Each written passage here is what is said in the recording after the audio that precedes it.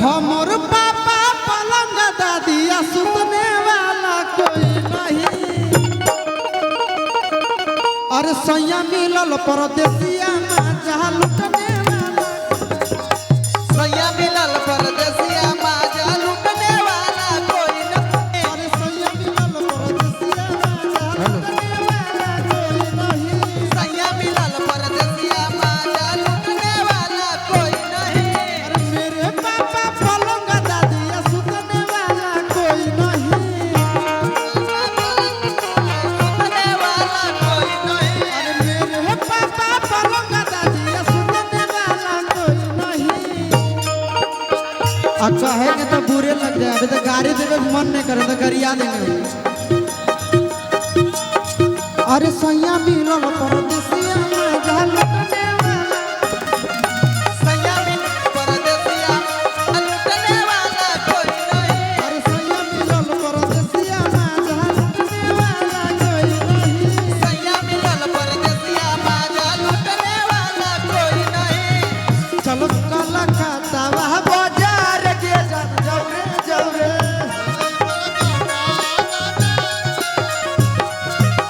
चलो कलकत्ता वह बाजार के जन जौरे जौरे, चल काला काला वह बाजार। लेकिन कहना क्या भैया, एक आज बेटी के बियाह में आए, बहन के बियाह में आए तो एगो बोलेंगे कि अरे पापा कहवाने नगरिया वाह जुआ खेलानी तो हम रह के हार आईनी है।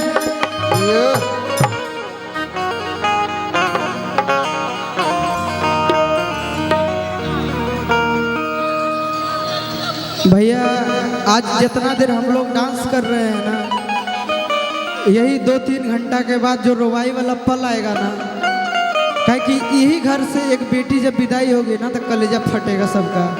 लेकिन वही बहन के लिए हम एक गाना गाना चाहेंगे कि अरे पापा कहवाने नगरिया जुआ खेलानी तो हम रह के हार आईनी है। बड़ा प्यार से बाप जवाब दे रहा है कि आगे बेटी आबाधा नगरिया जुआ खेला लो ता तो रह के हार आइलो।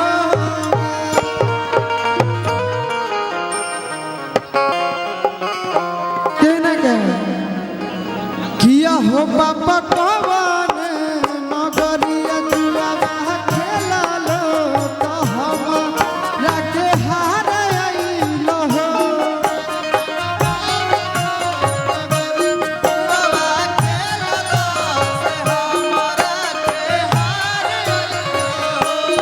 हो पापा कवन नगरिया जुआ खेलानी तो हमरा के हार आइनी है।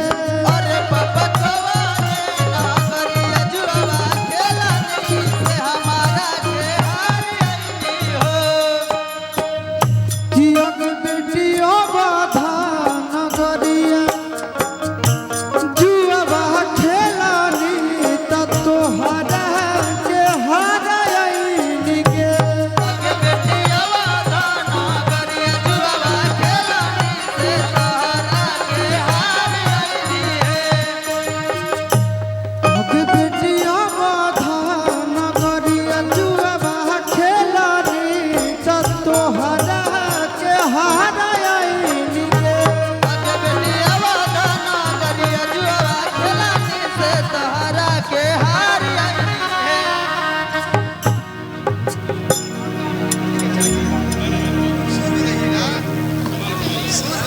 हेलो, मेरा स्केल दिखाएगा? हाँ, hello hello hello hello hello. खाना खा के आ रहे हैं आप लोग, काहे इतना परेशान हो गए? रिकॉर्डिंग डांस करवा दे, रिकॉर्डिंग डांस का फोन पे। अरे सावन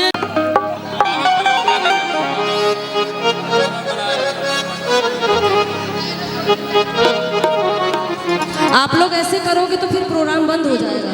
थोड़ा सा शांति बनाए रखो भैया, थोड़ा सा हमिंग कम करिएगा इस वाला का, हमिंग कम करो, हमिंग।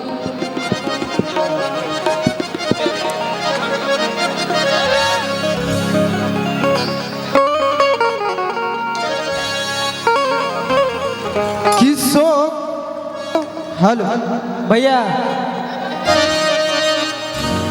कि अरे सोख जैतो जवानी के पानी छोड़न सब पन सोखा है। यहाँ कुल लड़का डोड़े सांप है। कि सोख जैतो जवानी के पानी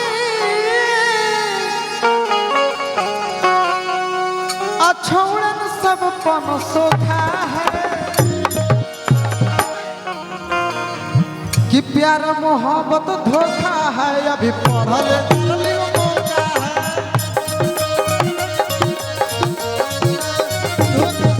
प्यार मोहब्बत धोखा है, अभी पढ़ल मौका है।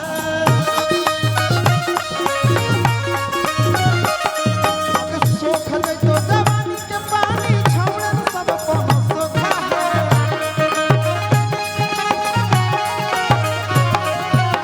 सोख जैतो जवानी के पानी छोड़न सब पन सोखा है। आ प्यार मोहब्बत धोखा है, अभी पढ़ल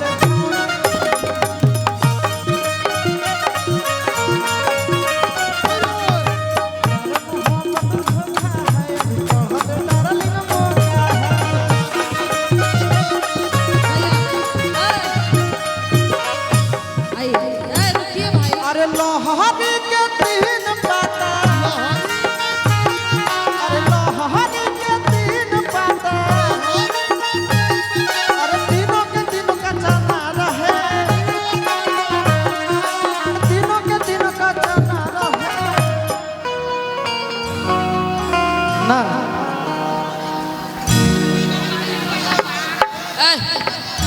देखो हम गाड़ी नहीं देंगे ककरो, तो है ये तीनों के तीनों का चनार अनावा के तीनों बनिया, तीनों के तीनों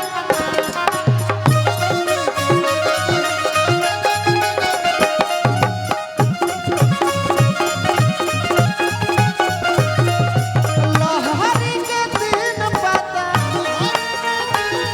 अरे लहरी के तीन पाता, अरे तीनों के तीनों का चना रहे, तीनों के तीनों का चना रहे।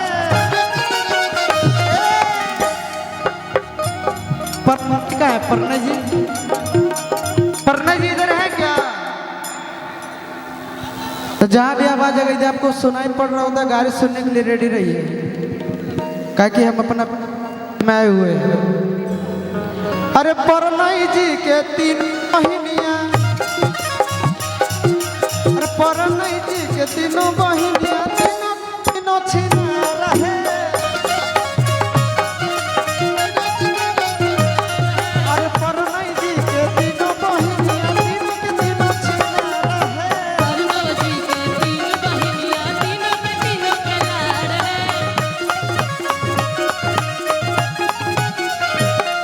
अरे एगो घूमे शहर, एगो घूमो है बाजार है। अरे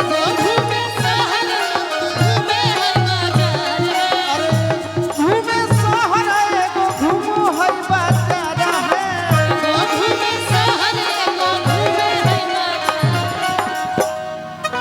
अब परनाई जी के, अरे परनाई जी के तीनों बहिनी,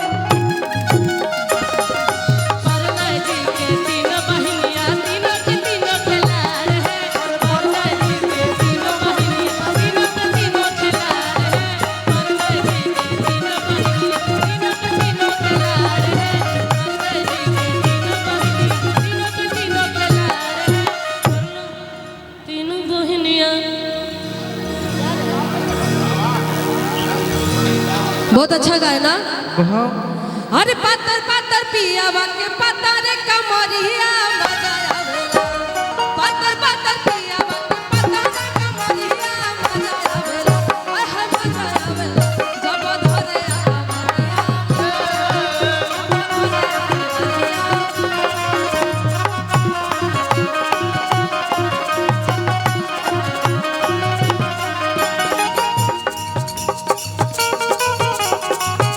हेलो, एक मिनट।